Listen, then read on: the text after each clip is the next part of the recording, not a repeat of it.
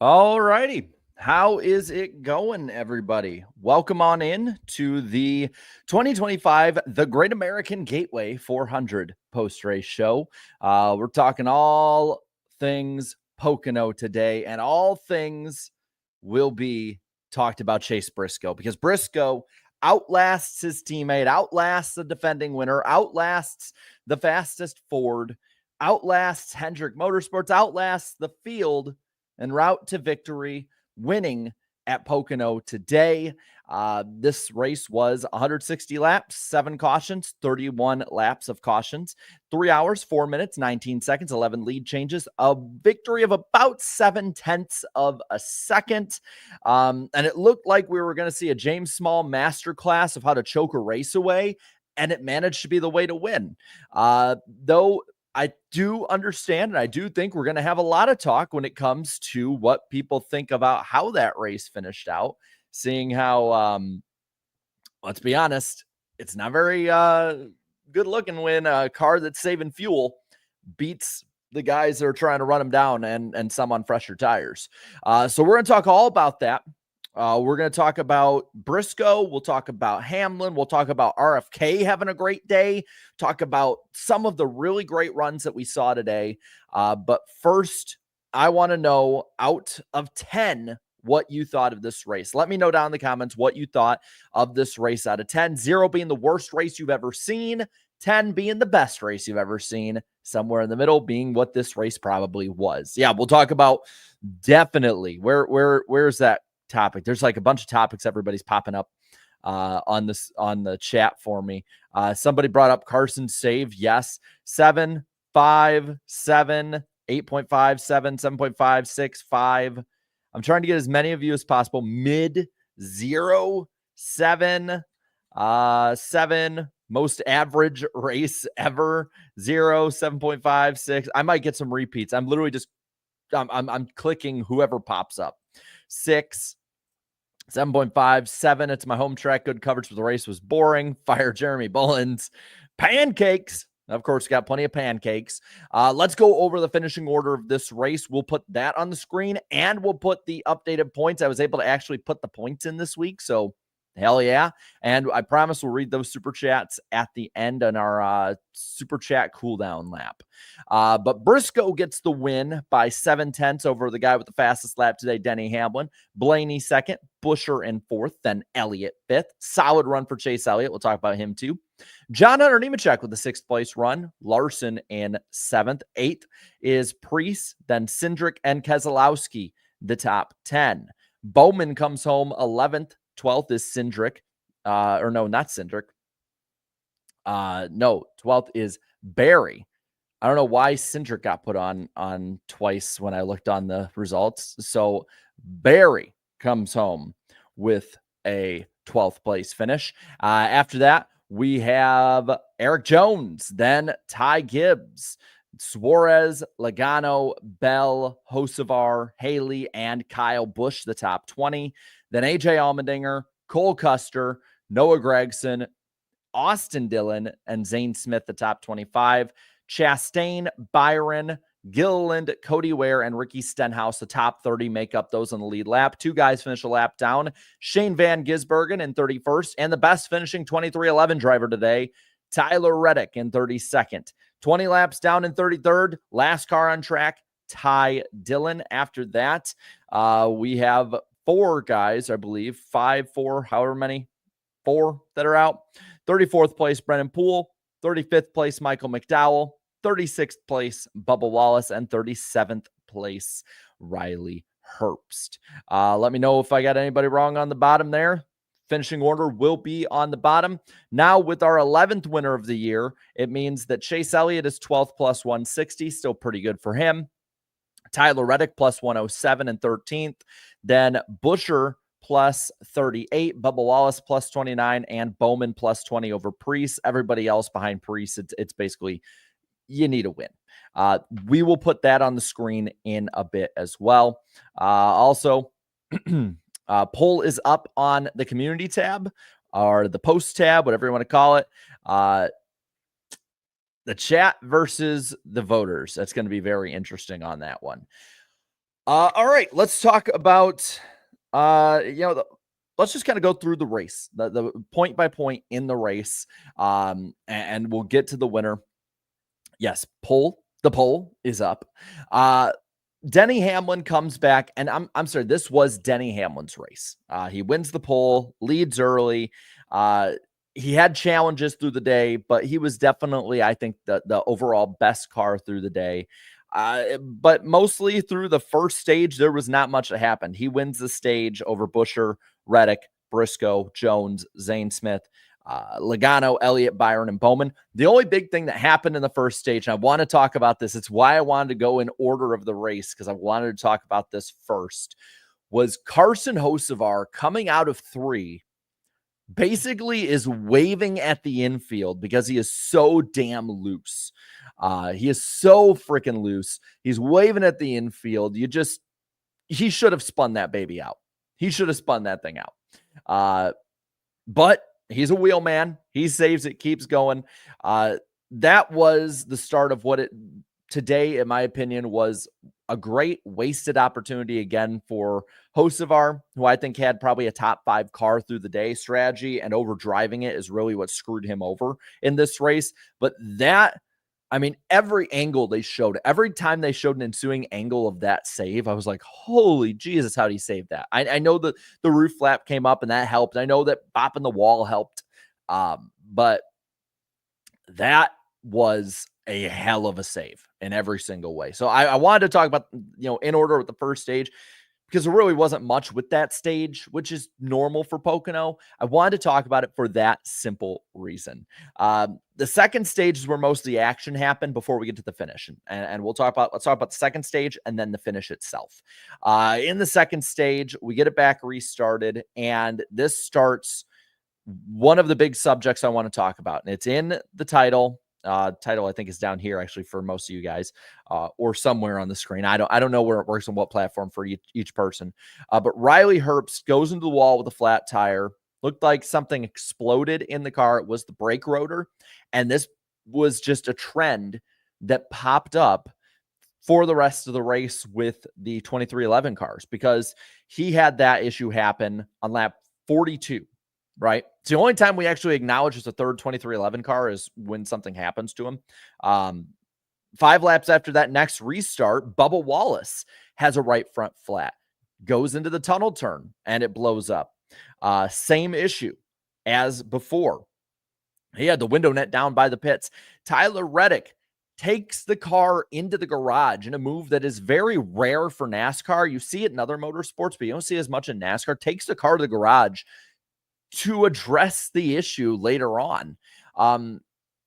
You have to think that, seeing how no Toyotas really had that issue. There was Michael McDowell that had that issue in Aspire Chevy, but I think, can chalk that up to maybe freak accident or whatever. But the fact that every single 2311 car had the same issue, and 2 of them paid the biggest price into the wall for it, I have a feeling it was whatever the data they had in the sim or the setup or whatever. Or maybe they're all going very aggressive for it. Either way, man, it was wild seeing a team have that many cascading issues one after another. Now, I mentioned that Bubba Wallace one. This is where Brad Keselowski lost the race on lap 54. I know he got back up to a top 10 finish, and that's great for him. Had a way better car than that. But I will say he had at least the opportunity to have some great strategy, great track position, and race for the win today. Brad pits while the pits are closed. That's a big no-no. Goes to the back, and the rest of the day, they were able to make it up. They were able to get back up towards the front, but a lot of that was because they had to make bonsai crazy strategies. They had to throw something at the wall. They had to do whatever. Maybe that was the case. Maybe NASCAR sabotaged 2311. Just saying. But those are just mistakes that, one, you'd think the driver would see the lights.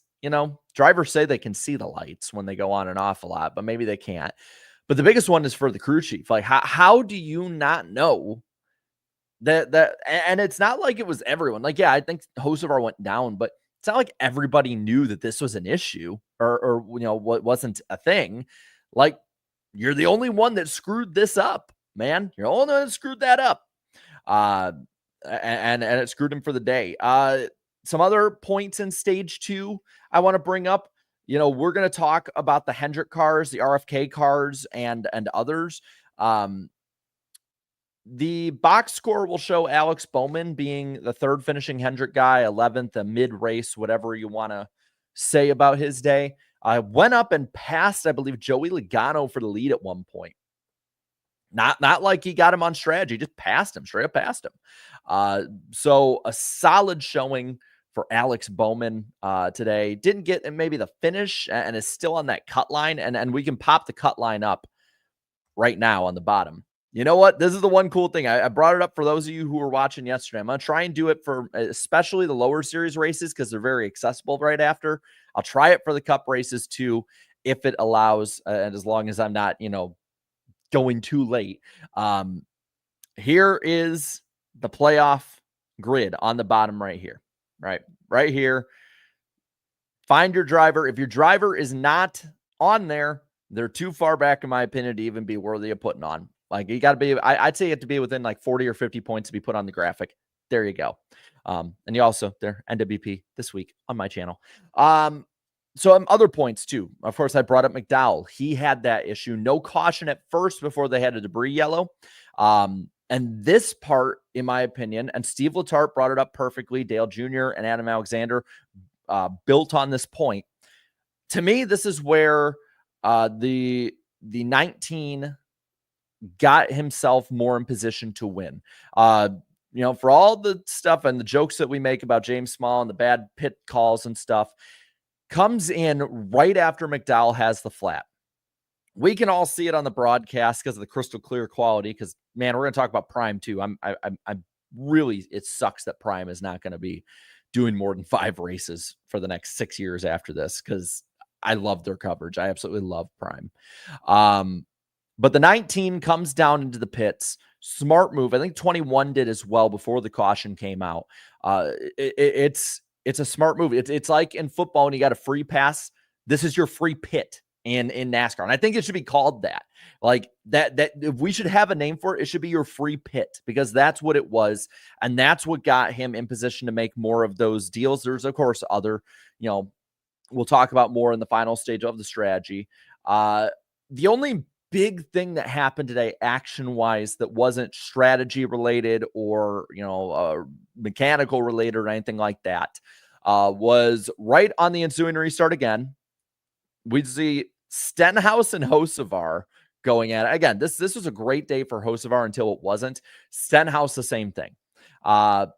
But there's a crash in the tunnel turn about 2 laps into the run where Kyle Busch just gets loose under the 38, goes around and collects the 88, the 10, the 20 was involved. The 4 got a little damage in it, and you could tell. Just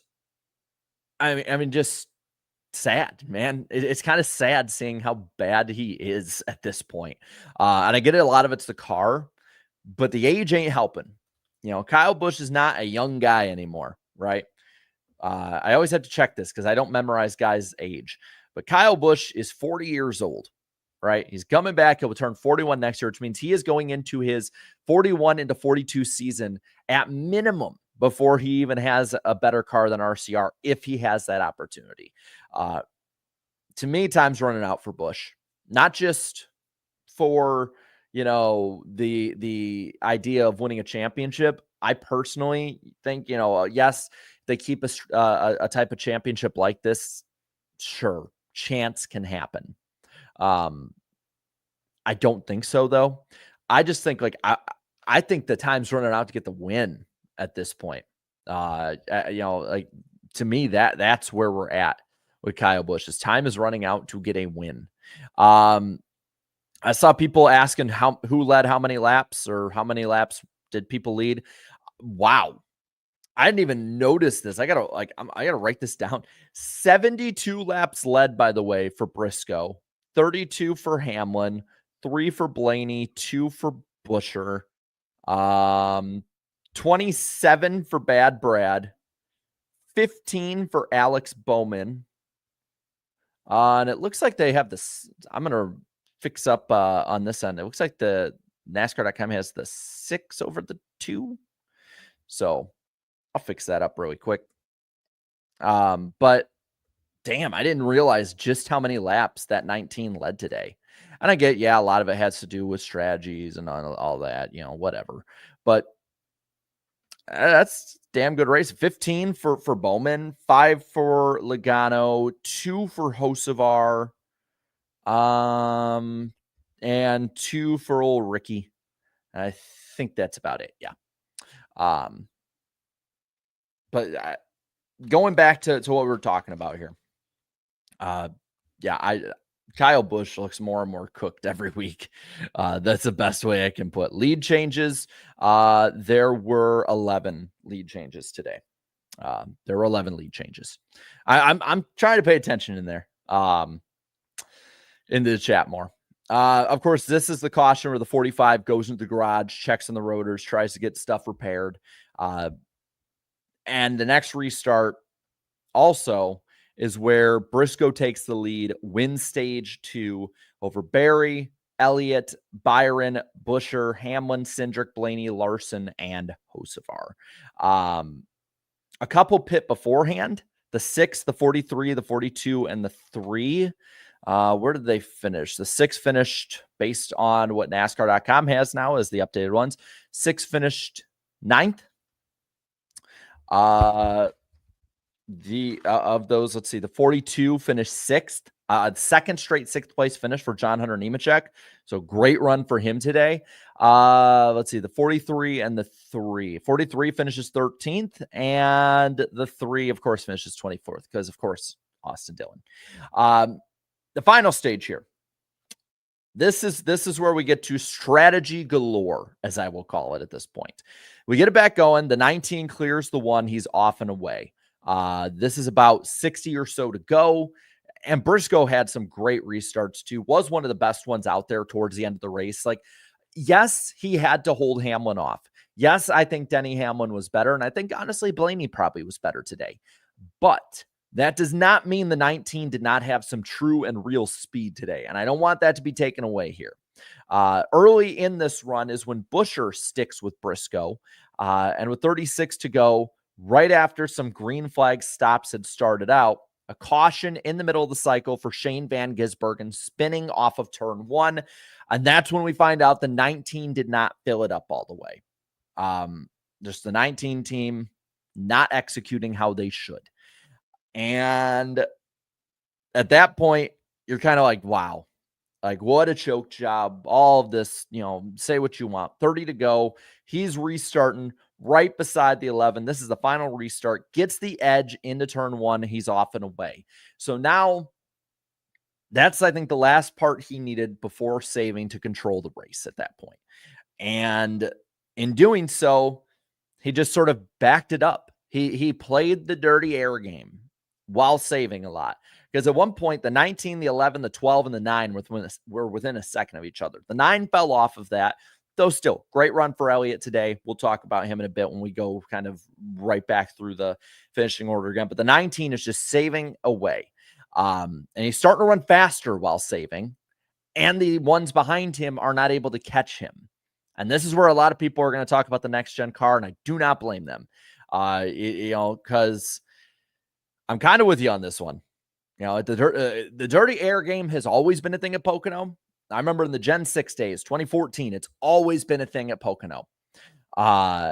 Where they'd said that, especially in turn 1, because of how wide and sweeping the turn is, that you would always have that issue more than like any other track you possibly could on it. But the next gen just makes that even worse. I know it's beating a dead horse. I might as well start talking about the playoffs and all of that and just beat that dead horse while I'm at it too. But this was as much car as driver in a lot of ways. With about 12 to go, they're thinking they can make it. Obviously, they were right. Hamlin did try to mount a charge. I don't know if it was he was saving tires like they were saying on the broadcast, or if they were trying to just sort of make a show out of it and sort of pump it up. But Hamlin starts to mount that charge, does not make it though. Briscoe hits the white flag, makes it all the way around. And I will appreciate this. I want to say this about Prime. and credit to them for doing this. They kept the onboard for Briscoe for most of that last lap, so that if he sputtered, we would know. Unfortunately for Denny and Blaney and everybody else who wanted to see that crazy ass kind of finish happen, he didn't stutter. He didn't stumble. He didn't do anything. He ended up just getting the win. A great drive on his part, because we can talk about the dirty air part and how to hold people back, but the saving part too, that's the driver. That's all driver. Sure, the crew chiefs now have more data than ever to do with than they ever had. There's so many ways that they can do that.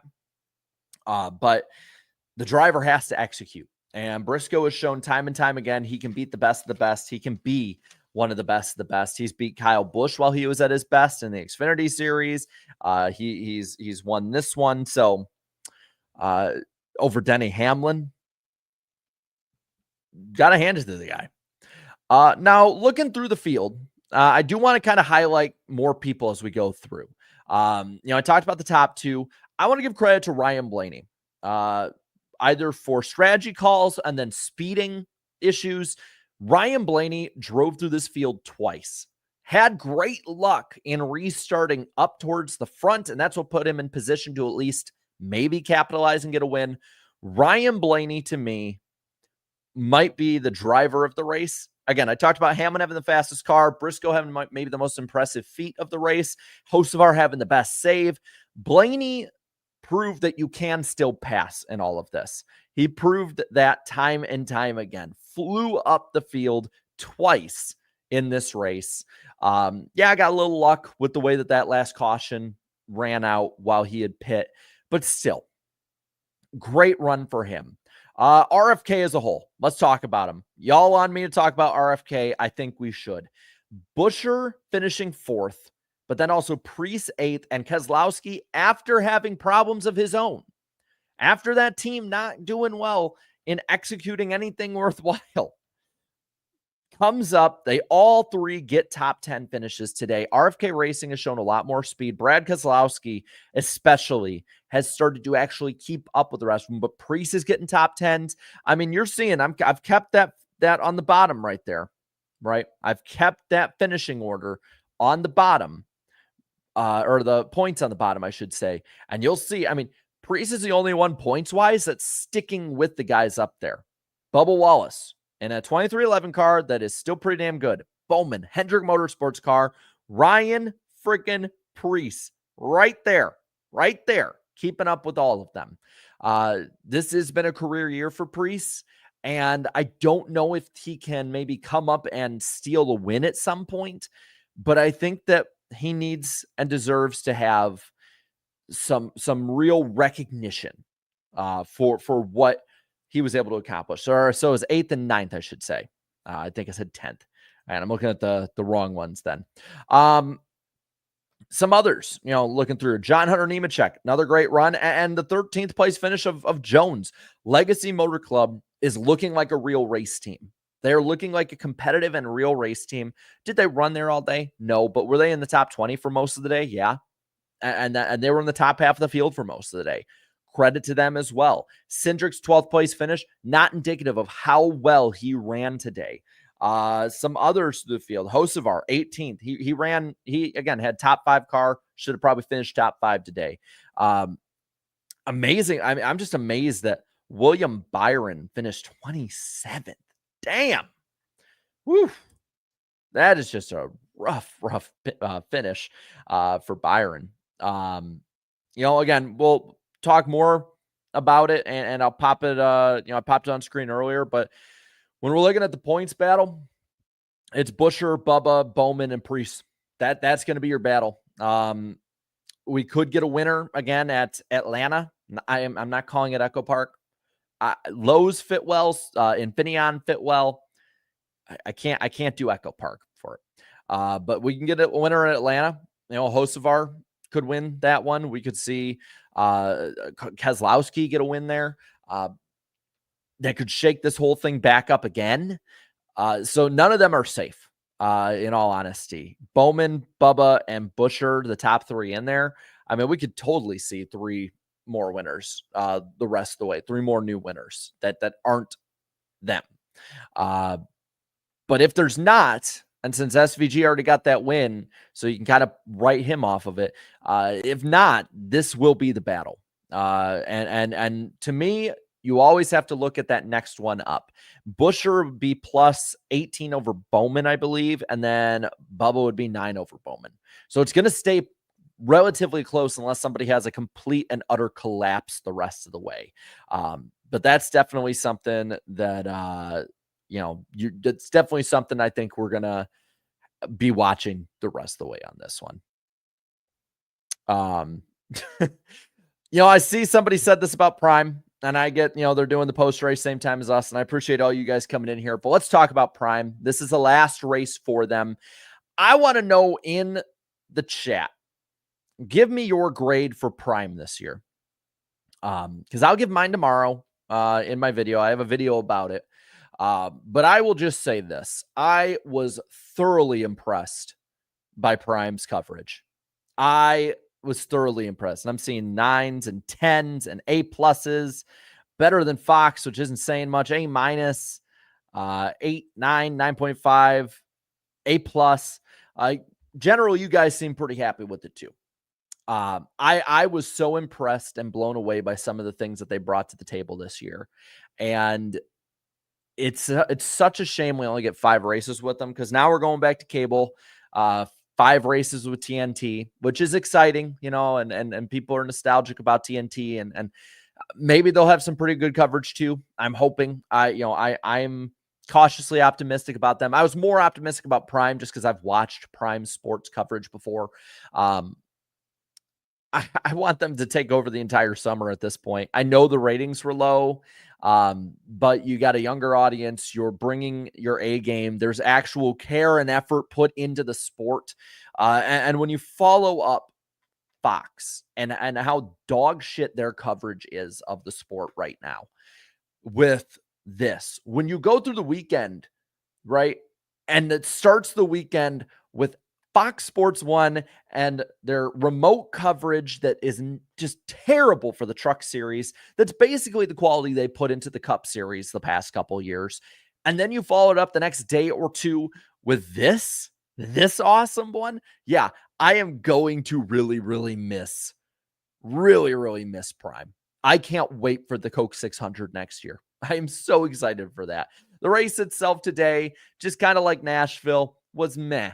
It was a Pocono race, right? They made it interesting the whole time. To me, this was Dale Jr. got him and his buddies together. What do we want to do with the NASCAR broadcast? Because I guarantee him and Steve Letarte and everybody else watching at home on that broadcast for the first 14 races, when you include the Clash and the All-Star race, was looking at what Fox was doing and say, oh, well, hell, we can do better than this. It was so fun. And I know some people didn't like it. I know some people couldn't adapt to streaming as well as others, but this is the way forward. This is how things will go. Look at the commercial coverage, for instance. Like today, and I'll be honest, today's coverage I thought was the worst of the 5 races, and it wasn't bad at all. It was still really damn good. I thought there were some hiccups early on with it. I thought the commercials were a little bit overboard early on, but they front loaded it, but they don't have as many commercials.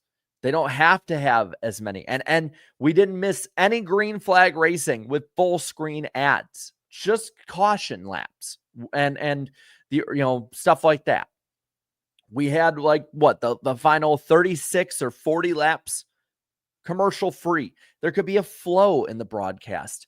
I feel like, and I know for a fact that there's a lot of people at Fox that have watched what I've said and heard what I've said and seen what I've said on Twitter and Instagram and other things. And I know there's a lot of people at Fox that don't like me.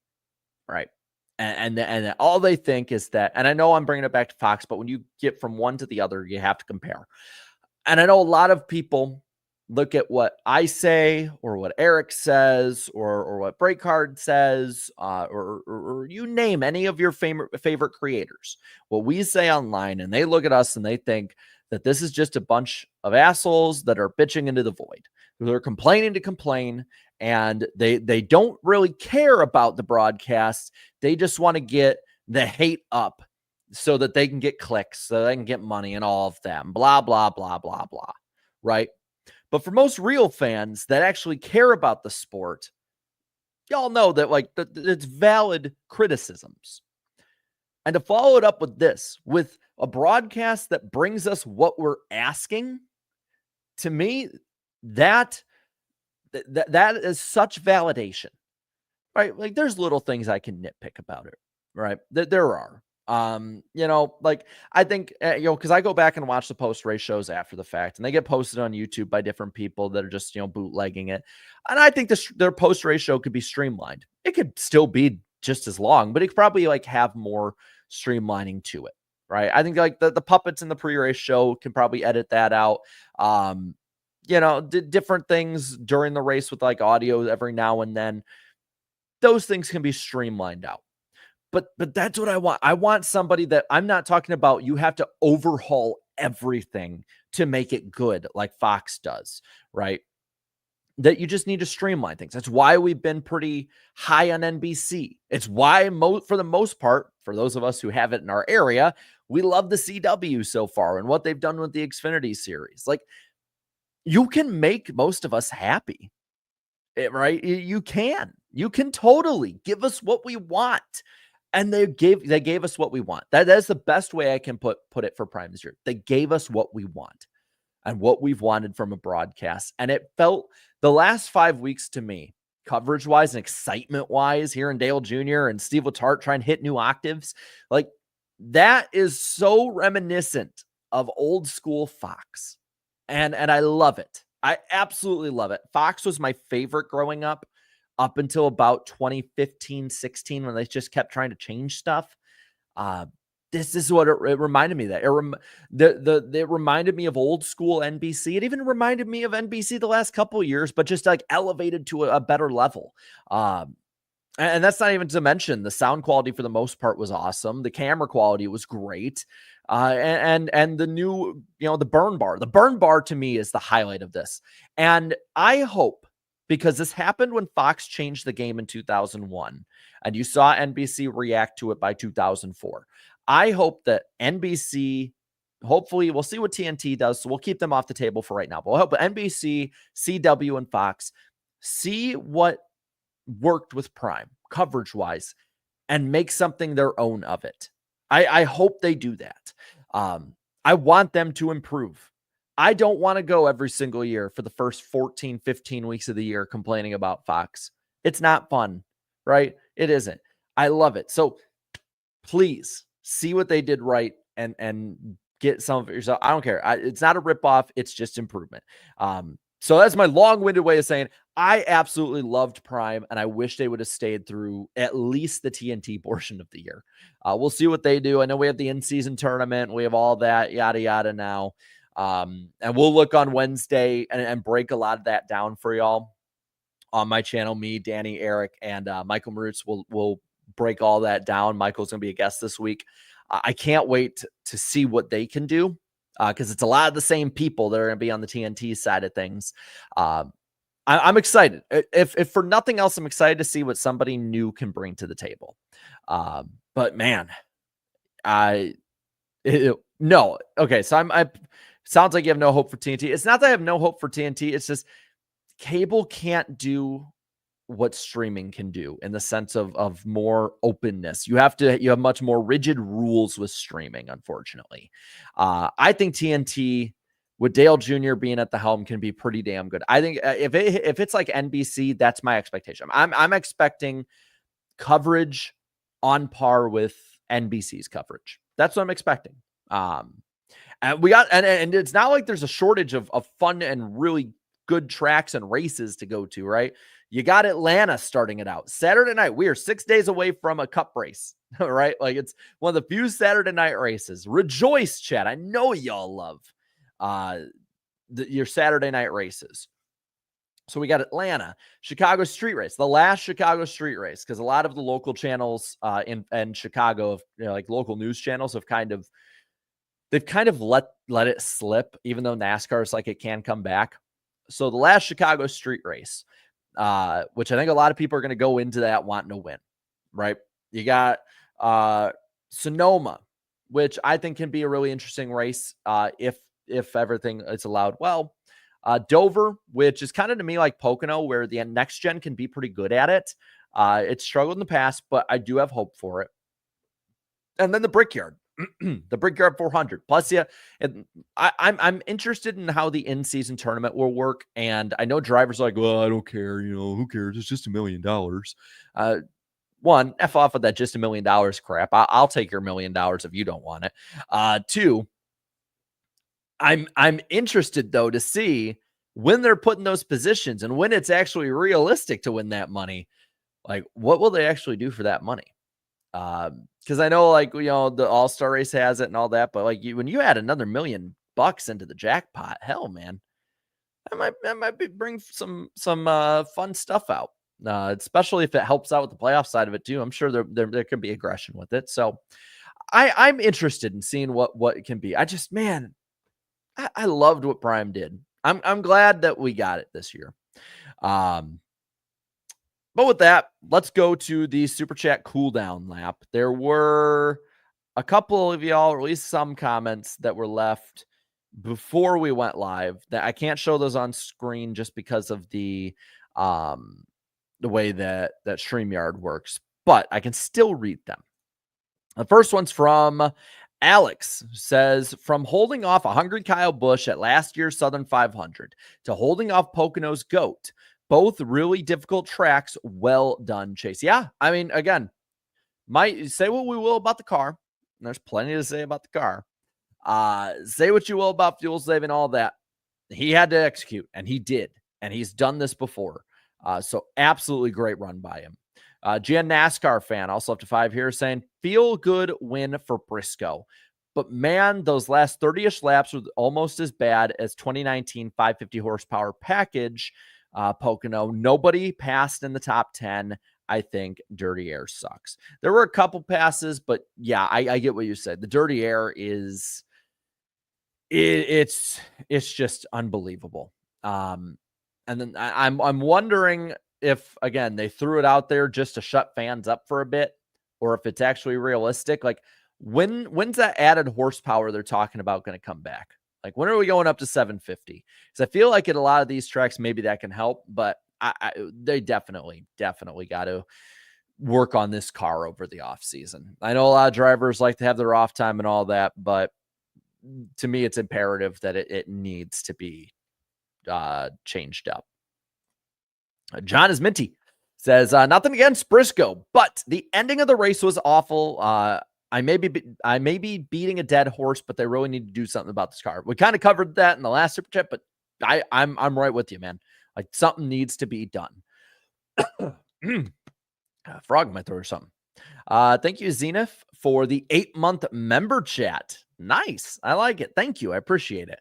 And NASCAR Fanatic for the nearly 1 year, 11 months member chat here. Not a fan of this package, but congrats to the 19. Yeah, I'm kind of right there with you.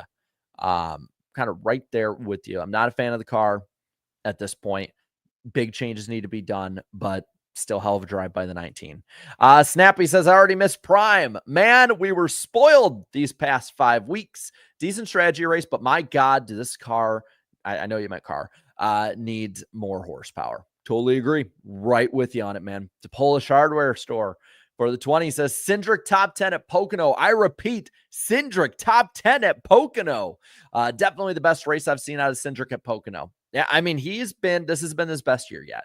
I went back to his rookie year and looked, and to be fair, he was pretty decent in that year too. It seems like the two team is finally starting to come to life and in this season and live more up to their potential. But Penske as a whole this year has been much better, much better. SW for the 10 says 6 out of 10. The Dirty Air reared its ugly head. 23-11, man, like they had a bad day today, especially Bubba. He lost the rotor, and I'm pretty sure he had flashbacks from his terrible Pocono crash years ago. I don't think anything that he can do crashing-wise will beat that one, but Yeah, 2311 had a full-on disaster class day. If they had more cars, they probably would have had the same thing happen, and it would have been like the 2002 Talladega race for Hendrick. I mean, just crazy bad. I won't even say bad luck, just bad fortune for them today, because that was just bad. I mean, 32nd, 36th, 37th. Orcas says, I don't care. Briscoe gets a win. Man, if that's your favorite one or one of your favorites, be happy. Be happy. Don't let a YouTuber bitching or comments complaining get you down. Justin Drake with a 50. Woo! Damn. Says, let's go. I haven't been that anxious watching the final 30 laps since Darlington last year. Letard every 20 seconds. Briscoe won't make it. And then with Eric's tweets, I was praying Briscoe would win. Almost 2 a.m. here right now. So it's been a long night. Well deserved. Well, I am glad that you had a great night. 2 a.m. Where are you at 2 a.m., man? Either way, no matter what, congrats. Congratulations. And you are definitely a real one when it comes to fans. You're a real one. You're like the way actual American diehard F1 fans are for F1. Like, that's you for NASCAR. So good on you, man. Good on you. Bobby Blair with the 5 says the 19 is back. Let's effing go. First of many wins, hopefully. We've been seeing this team get better and better. I could totally see more wins coming in. So London. Okay, awesome. Or at least somewhere in Europe for sure. Vikings all day. I tip my hat to you. For the 10 says TNT is going to have a tough act to follow considering how horrible their coverage was their last year with NASCAR. Audio issues every race, bare bones coverage, and how well Amazon's been. Well, I will say TNT at the end, you could tell was a lame duck. They knew for 2 years they were the lame duck. So I totally get why that's a fact, but they were also...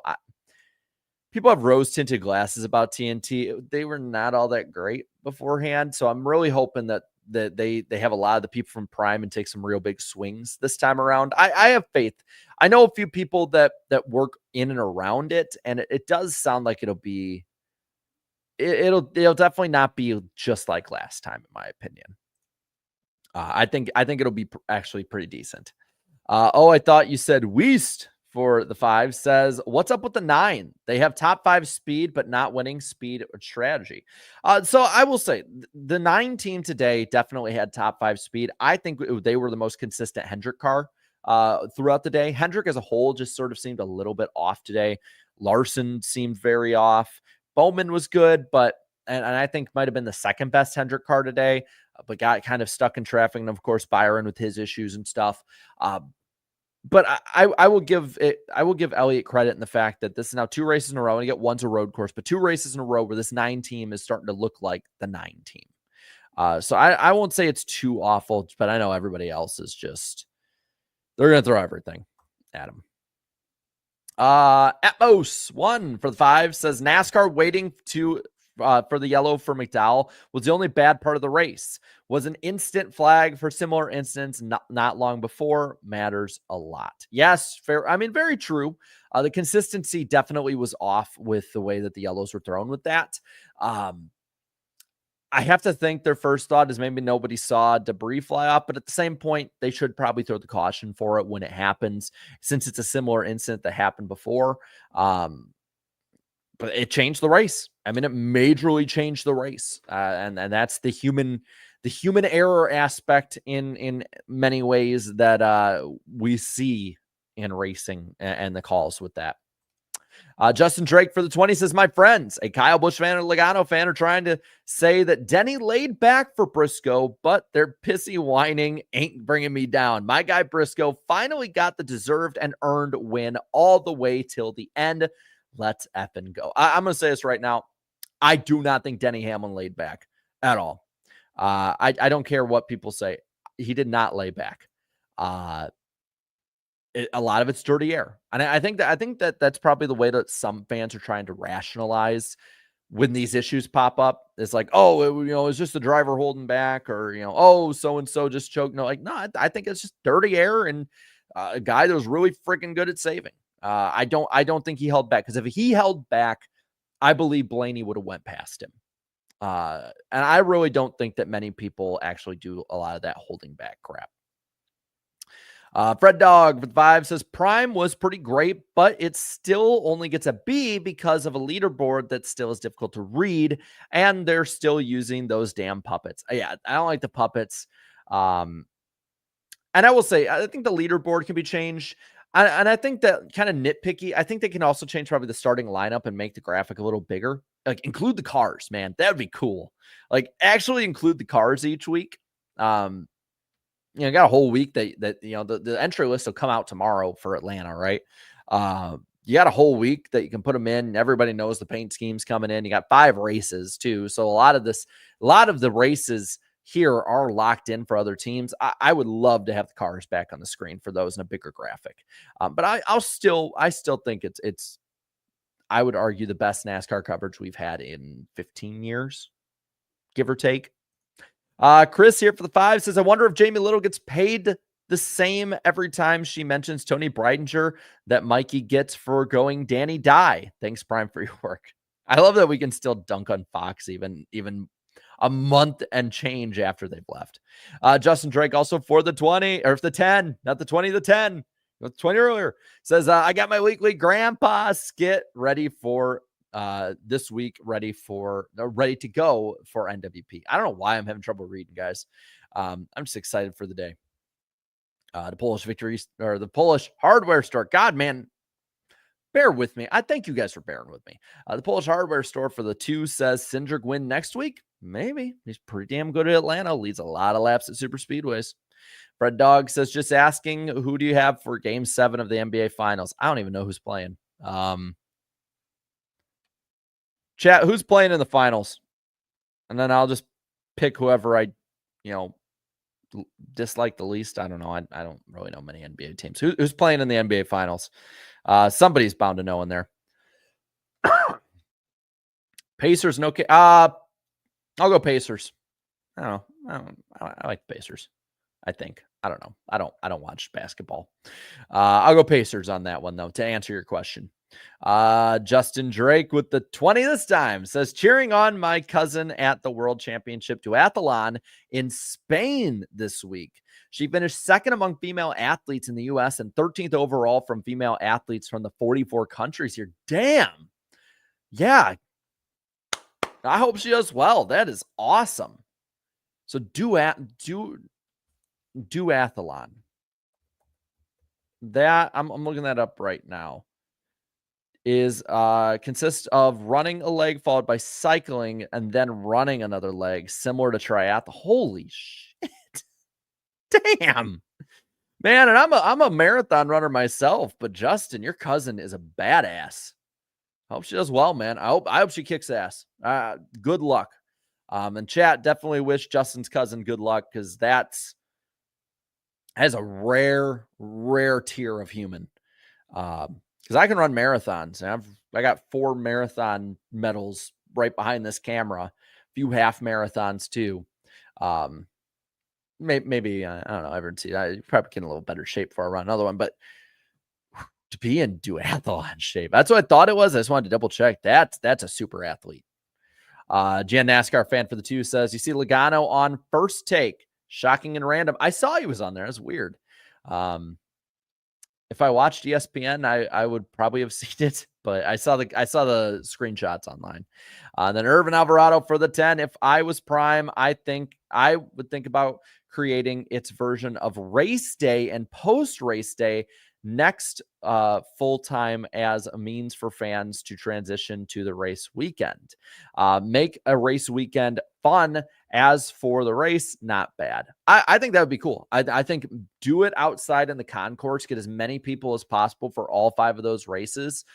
Get that race day stage back. Make it just as awesome in person as it is for us at home when it comes to things you can add. That'd be so cool. But yeah, that is it for Pocono this week. Again, we'll be live this Wednesday on this channel for NWP. Michael Roots is slated to be the guest. Should be a lot of fun. Eric and Danny, of course, will be on as normal. Cannot wait to see all of you there. thank you guys so much for coming on in. I know the last couple weeks Prime's been doing their post race, and I totally get everybody watching that. You know, I go back and watch it after the fact anyway. So thank you guys so much for coming in and giving me some of your Sunday night. Enjoy the rest of your Sunday night and this week. I'll see you guys Wednesday and through the week with videos. Have a great one. Cannot wait to see you. Later. Bye.